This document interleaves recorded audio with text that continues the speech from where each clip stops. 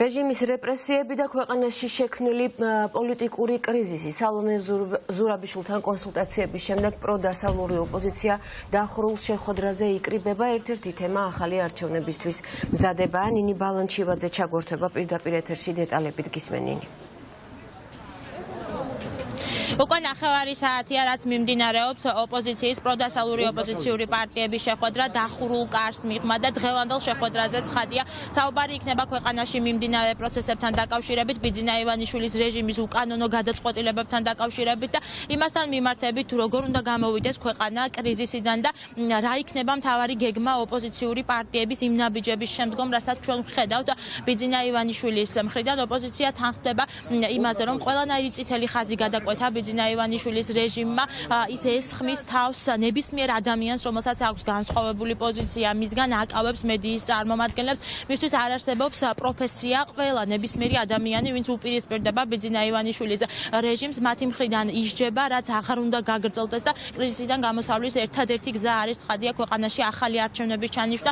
გუშინაც იყო მსჯელობა ამ საკითხთან დაკავშირებით, სადაც პრეზიდენტი, ოპოზიციის წარმომადგენლები, საზოგადოებისთვის ძალიან კარგად ნაცნობი სახეები, არასამთავრობო ორგანიზაციები მსჯელობენ სწორედ ახალ არჩევნებთან დაკავშირებით, იმასთან დაკავშირებით, როგორი უნდა იყოს ის დოკუმენტი, რომელიც მომზადდება მათი მხრიდან, დოკუმენტი, რომელიც გულისხმობს იმას, რომ არჩევნები უნდა ჩატარდეს გაყალბების გარეშე და ქართველი ხალხის ნება არ უნდა იყოს მიტაცებული და გაყალბებული. სწორედ ერთ-ერთი მთავარი საკითხი დღევანდელ შეხვედრაზე იქნება ეს ის დოკუმენტი, რომელიც ჩვენი ინფორმაციით უკვე კვირის ბოლოს იქნება მზად და დოკუმენტში დეტალურად იქნება გაწერილი მას შემდგომ, რაც უკვე ბიძინა ივანიშვილი უკან დაიხევს და ოპოზიცია აცხადებს, რომ მას მოუწევს უკან დახევა და ჩანიშნავს ახალ არჩევნებს. სწორედ ამ დოკუმენტის მიხედვით უნდა ჩატარდეს არჩევნები, რაც გულისხმობს ადმინისტრაციის ცვლილებას საერთოდ ცენტრალურ საარჩევნო კომისიაში და მათ შორის გათავისუფლებას სუსის მაღალჩინოსნებისა, ვინაიდან ეს არიან ის ადამიანები, რომლებიც სწორედ აკვირდებიან წინა საარჩევნო პროცესებს, უშუალოდ პროცესებს აკვირდებოდნენ უბნებზე და რის შედეგადაც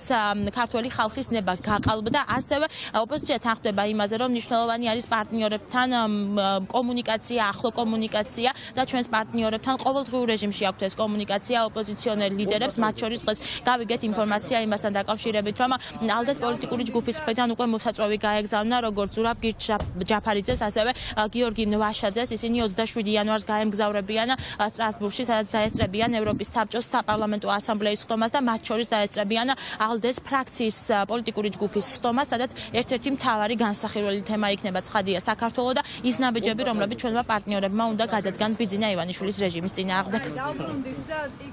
პოლიტიკური კონტექსტიდან გამომდინარე, იმ მდგომარეობის გათვალისწინებით, რა მდგომარეობას დღეს არის ქვეყანაში, განსაკუთრებით ის, რომ თავს ესხმიან უკვე უშუალოდ ქართული ოცნების წევრები ქუჩებში ოპოზიციის ლიდერებს, ასევე ის მტკიცე პროტესტი, რომელიც არის თბილისში და მთელ საქართველოში, მათ შორის ბათუმში, პოლიტიკური დაპატიმრებები და ყველა ის საკითხი, რომელიც განსაკუთრებული მნიშვნელობით სარგებლობს დღეს, აუცილებელია, რომ ამაზე მოხდეს აზრების შეჯერება, ასთა გაცვლა-გამოცვლა და ამავდროულად აუცილებელია მოხდეს შეფასება ამ ნაწილის, ვინაიდან როგორც ხედავთ, ქართული ოცნება გასულია, არა მხოლოდ ასე ვთქვათ, მან მოახდინა კონსტიტუციური გადატრიალება, არამედ გასულია ყველა სამართლებრივი ჩარჩოდან და ის საშიშია ქართული საზოგადოების. ერთ-ერთი საკითხი არის ეს, როდესაც დადგება ის მომენტი, რომ ქვეყანაში დაინიშნება ახალი არჩევნები, მაგისთვის რომ იყოს პოლიტიკური სპექტრი მზად, რომ როგორ ჩატარდეს არჩევნები, ისე რომ არ გამოვიდეს, რაც მოხდა 26 ოქტომბერს. გადამაგცა სხვა საკითხებიც არის, მათ შორის პასის საკითხიც არის.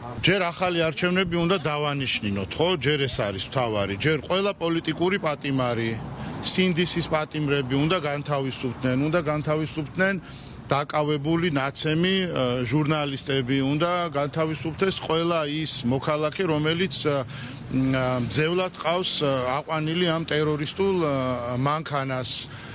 და ჩვენი მოთხოვნები იცით, რომ არის უცვლელი, ხო? ყველას განთავისუფლება და ხელახალი არჩევნები. ჯერ ეს აგვაქვს გასაკეთებელი და როგორ ჩავატარებ და რანაირად ჩავატარებ, გარწმუნებთ, რომ არ ჩატარდება ისე, როგორც ეს გააკეთეს მანამდე. საკითხი გვაქვს ბევრი სამუშაო ფორმატში, რასაც ვიხილავთ, ეს არის საერთაშორისო ასპარეზზე რა შემდგომ ნაბიჯებს დგავთ. ძალიან ეფექტური არის ოპოზიციის კოორდინირებული ნაბიჯები საერთაშორისო ასპარეზზე.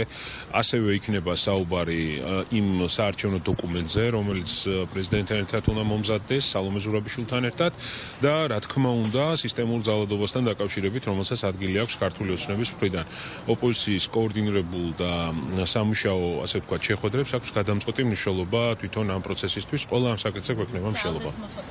ალდესგან გვაქვს სპეციალური მოწვევა ევროსაბჭოს შეკრებაზე, სადაც ფრაქციის ხდომას დავესწრებით ჩვენ, ამ შემთხვევაში მე და ზურა აუცილებლად ვიქნებით წარმოდგენილი აქ, ვნახოთ სხვა შემადგენლობა და გვექნება ძალიან მაღალი რანგის შეხვედრები. ჩვენ ვაგრძელებთ მუშაობას ორი მთავარი მოთხოვნის გარშემო, ეს არის პოლიტპატიმრების გათავისუფლება და ახალი არჩევნები, რომელიც საკუთარ თავში უნდა გულისხმობდეს მნიშვნელოვან ცვლილებებს, მაგრამ პირდაპირ და ცალსახად ვაცხადებთ, რომ ჩვენ არ ვაპირებთ ქართულ ოცნებასთან რაღაც კომიტეტებში მუშაობას, რეფორმების ჯგუფში მუშაობას მარტივი მიზეზის გამო. შარლ მიშელი 2 არ იქნება, პოლიტიკური ნება უნდა არსებობდეს იმის, რომ ამ ქვეყანაში არჩევნები ჩატარდეს თავისუფალ დემოკრატიულ გარემოში. წინააღმდეგ შემთხვევაში შეუძლებელი იქნება მშვიდობიანად თანაცხოვრება.